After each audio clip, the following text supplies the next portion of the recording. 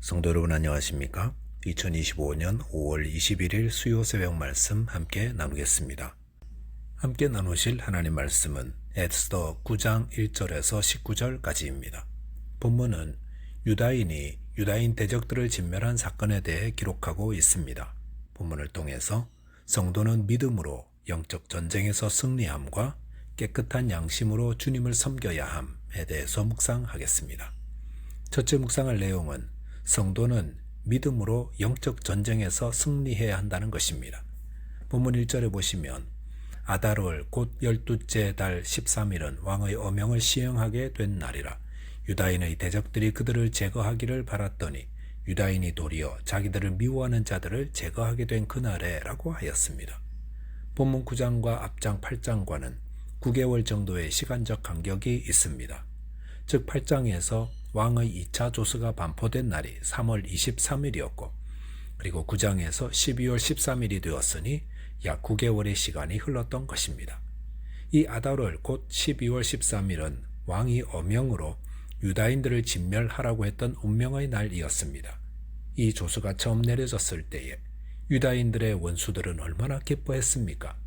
하지만 그로부터 2달 열흘 뒤 내려온 왕의 2차 조서에서는 상황이 완전히 바뀌어져 있었습니다. 즉 왕이 유대인들에게 12월 13일에 자신들을 치려하는 원수들을 죽이고 도륙하도록 허락하였기 때문이었습니다. 본문 2절에 보시면 유다인들이 아하수에로 왕의 각 지방 각 읍에 모여 자기들을 해하고자 한 자들을 죽이려 하니 모든 민족이 그들을 두려워하여 능히 막을 자가 없고 라고 하였습니다. 유다인들과 그 대적들이 격돌하게 된 12월 13일이 되자 유다인들은 각 지방 각 읍에 모였다고 했습니다. 아마도 유다인들은 흩어져 살고 있었는데 자신들을 방어하고 또 자신들을 공격하는 자들과 싸우기 위해 그날 한 곳에 모였던 것 같습니다. 이렇게 함께 모여 자신을 지키고 싸우려는 유다인들의 모습은 성도들이 원수 마귀와 그 대적들과 싸우기 위해서 함께 모여야 한다는 것을 말해줍니다. 신앙생활은 절대로 혼자 하는 것이 아닙니다. 감옥이나 유배된 곳에서 홀로 지내야 할 때는 할 수 없지만 그렇지 않다면 함께 모여서 믿음을 지키고 악한 마귀를 대적해야 합니다. 주님께서 승천하시고 교회를 세워주신 이유도 바로 이것 때문입니다. 사자는 집단으로 사냥을 합니다. 지능적으로 합니다. 그런데 이 사자들이 들소를 사냥할 때 때로 모여있는 들소는 절대로 건들지 못합니다. 아무리 힘없는 새끼라도 들소 무리 안에 있으면 서로가 서로를 지켜주기 때문입니다. 혹 사자의 공격을 받을 때면 다른 들소들이 와서 도와주어 보호해 줍니다. 하지만 무리에서 떨어져 있는 들소는 여러 사자들이 달려들어 금세 먹이가 되고 맙니다. 이처럼 우리도 신앙생활을 할 때 함께 모여서 해야 합니다. 전도서 4장 12절에서는 한 사람이면 패하겠거니와 두 사람이면 맞설 수 있나니라고 하였습니다. 물론 교회가 사람들의 모임이다 보니 여러 부족하고 연약함을 가지고 있습니다. 그럼에도 교회의 머리는 주님이십니다. 주님이 이 교회를 이끌고 계시니 이 안에서 예배하고 배우고 돌봐주면서 그 안에 있는 성도들이 구원의 길을 걸어가는 것입니다.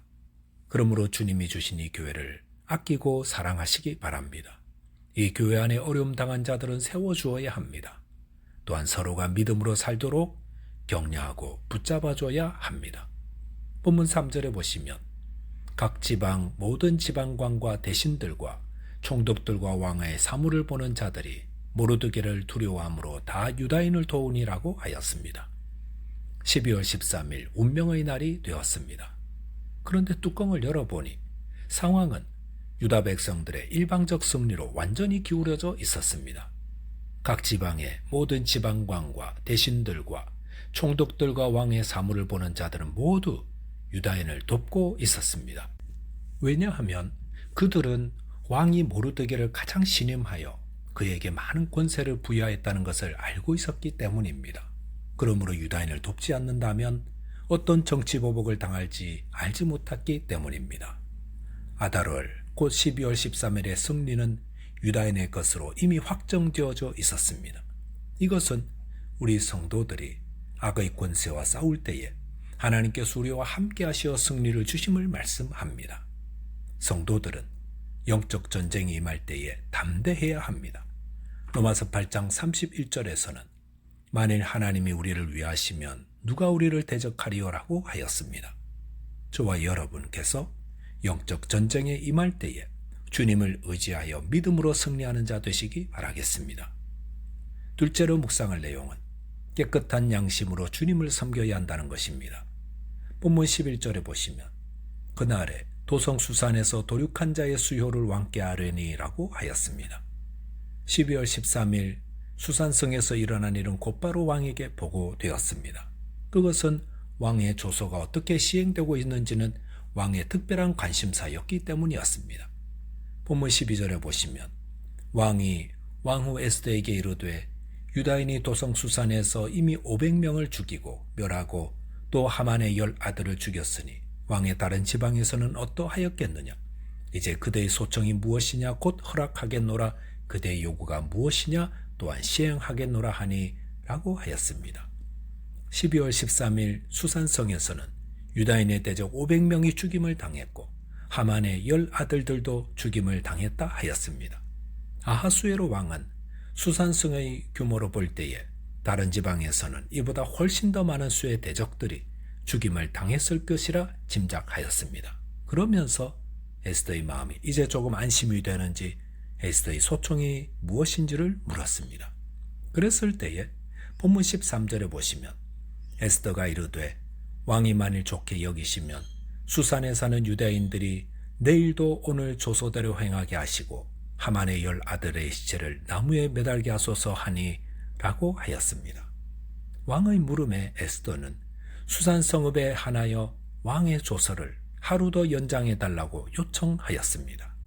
에스더가 이렇게 요청한 이유는 수산성은 당시 제국의 수도였기 때문에 그곳에서 대적자들을 완전히 멸절시킨다면 자연히 제국 전역에 소식이 퍼져 더 이상 유다인을 향한 소요가 일어나지 않을 것이라 생각했기 때문일 것입니다.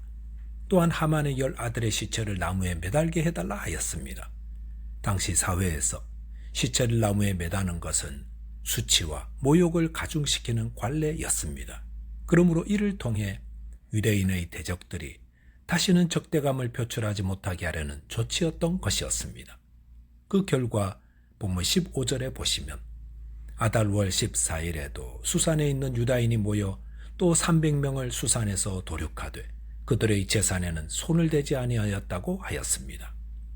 왕후 에스더의 요청으로 12월 14일에도 수산성에서는 유다인들의 대적 300명이 도륙을 당했습니다. 이렇게 함으로 12월 13일에 요행이 살아남았던 대적들까지 모두 다 죽임을 당함으로 제거되었습니다. 이것은 어떤 악의 세력도 하나님의 최후 심판을 피하지 못함을 말해줍니다. 본문 16절은 지방에 있던 유다인들의 근황을 소개하고 있습니다. 왕의 각 지방에 있는 다른 유다인들이 모여 스스로 생명을 보호하여 대적들에게 벗어나며 자기들을 미워하는 자 7만 5천 명을 도륙하되 그들의 재산에는 손을 대지 아니하였더라 하였습니다. 페르시아 전국으로 볼 때에 왕의 조소로 인해 죽임당한 유다인의 대적들은 7만 5천 명이라 하였습니다. 그런데 유다인들은 그 대적들을 도륙하면서 수산성이든 지방이든 그들의 재산에는 손을 대지 않았다 하였습니다.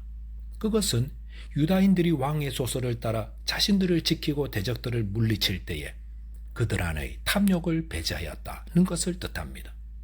이것은 성도가 주님의 일을 할 때에 욕심이 들어가서는 안 된다는 것을 말해줍니다. 이스라엘 백성들이 가나안 땅에서 아이성을 공격하면서 크게 패한 것은 아간 한 사람의 범죄 때문이었습니다. 아간은 여리고성을 점령할 때 아무것도 취하지 말라는 하나님의 말씀을 거역하고 욕심으로 금과 은과 귀한 물건들을 도둑질하였습니다. 그 결과 이스라엘 백성 36명이 죽임을 당하고 결국 아간도 죽임을 당했습니다. 디모데전서 6장 10절에 보시면 돈을 사랑함이 일만 악의 뿌리가 되나니 이것을 탐내는 자들은 미혹을 받아 믿음에서 떠나 많은 근심으로써 자기를 찔렀도다 하였습니다. 성도 여러분, 주님의 일을 하면서 욕심을 품어서는 안 됩니다. 작은 욕심이 큰 고통을 가져옵니다. 그러므로 마음에 욕심이 생길 때 주님 앞에 회개하시기 바랍니다. 저와 여러분이 깨끗한 양심으로 주님을 섬기는 자 되시기 바라겠습니다. 기도하겠습니다. 하나님 아버지, 주님을 섬길 때 주님이 허락하신 승리를 확신하며 담대하게 주옵소서. 또한 깨끗한 양심으로 주님을 섬길 수 있도록 주의하며 헌신하게 하여 주옵소서. 예수 그리스도 이름으로 기도하옵나이다. 아멘. 오늘도 믿음 안에서 승리하는 하루 되시기 바라겠습니다. 감사합니다.